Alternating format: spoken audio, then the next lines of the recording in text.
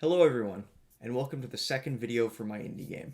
It actually has a title now, but I'll get into that later on in the video. This past month has been a little underwhelming in terms of tangible gameplay changes.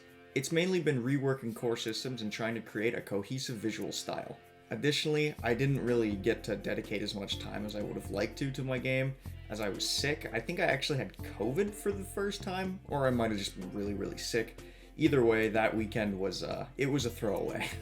Usually I get most of my work done on weekends as I have school, but there was a few weekends in this stretch where I did not get anything done because I was either away, sick, or just made absolutely no progress. Anyways, that's enough complaining from me. The first thing I'd like to show off in this video is the player movement changes I have made. While working on world design, I noticed a big problem with my movement system that drove me insane. Basically, whenever you'd hold your mouse down to steer the player in a direction, Unity's nav mesh would pathfind the player to that point.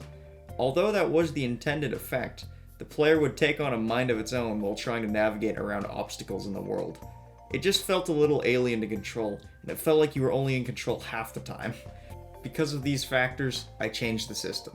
Now when you hold down the mouse, instead of using nav mesh, it just sends the player in that direction using Unity's transforms. And then when you let go of the mouse, then your nav mesh will turn on, and the player will automatically pathfind to where your mouse last was when you let go. Overall, it's pretty simple, however, it feels much nicer to control.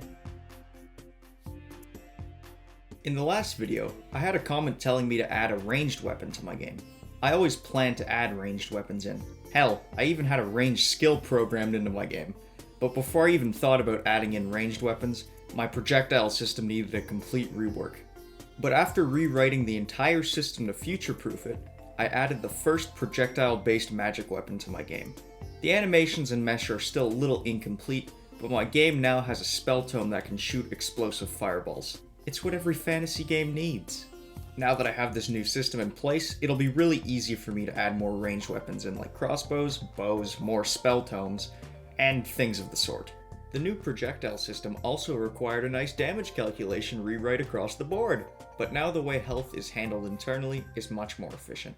Instead of having to code different conditions for each type of thing that can be damaged, everything just derives from one script, or in simple terms, it's very clean now. Now this is probably the most significant change made in this video on the gameplay front. Before, you would just sell random items you had displayed every time you entered your store. This was super confusing and unintuitive. The player would feel no sense of progress or connection to the world in the slightest. Plus, it seemed like items were randomly disappearing from your displays, so something had to be done if this was going to be the main focal point of my game.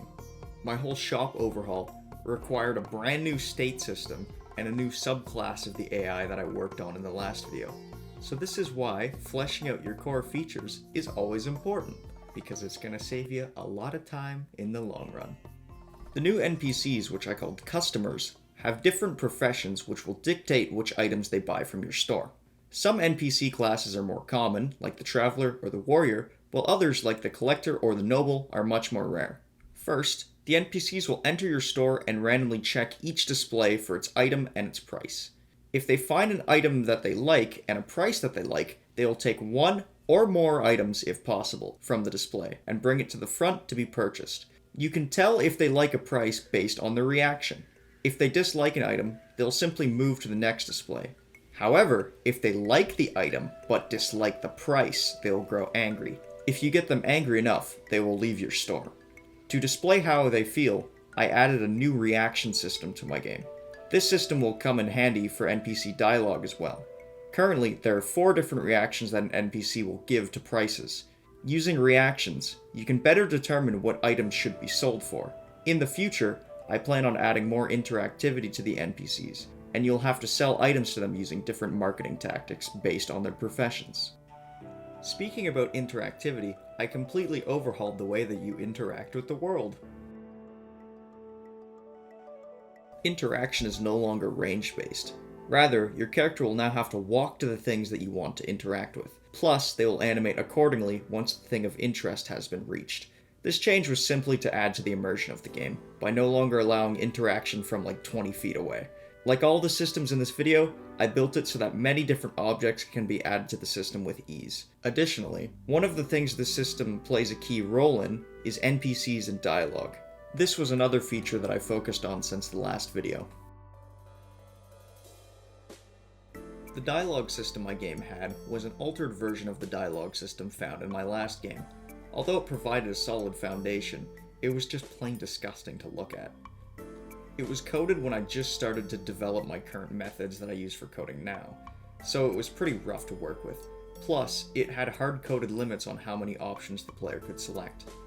The window would only allow for 4 different options, and it was unintuitive to set up long conversations with the NPCs. But now, the system allows for limitless amounts of options. Additionally, it allows for options based on your current progress through quests. Speaking of quests, I made a lot of progress on core systems for that too. If shopkeeping was the biggest change that I made gameplay-wise, then this is the most fundamental change that I made on a core systems front.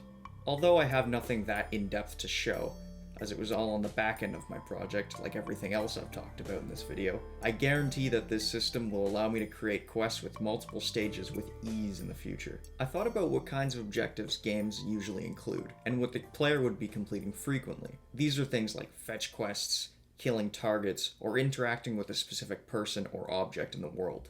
And then from there, I created a framework with those things in mind. When setting up a quest, I can set the number of stages the quest has, the description of the stage, and the stage objective type based on the objective types that I just talked about before. And then, if the quest needs something unique, then I can override the stage using another script. If you were lost in all of that, it basically means make content fast, make content good. And then, to help the player find their current objective, I added some text to the player's HUD. This text just says the current quest title and your current objective for the quest. The player can also switch the quest they are currently tracking using a new menu that I added to the player's inventory. It tracks all active quests and it displays the ones that you have completed in the past.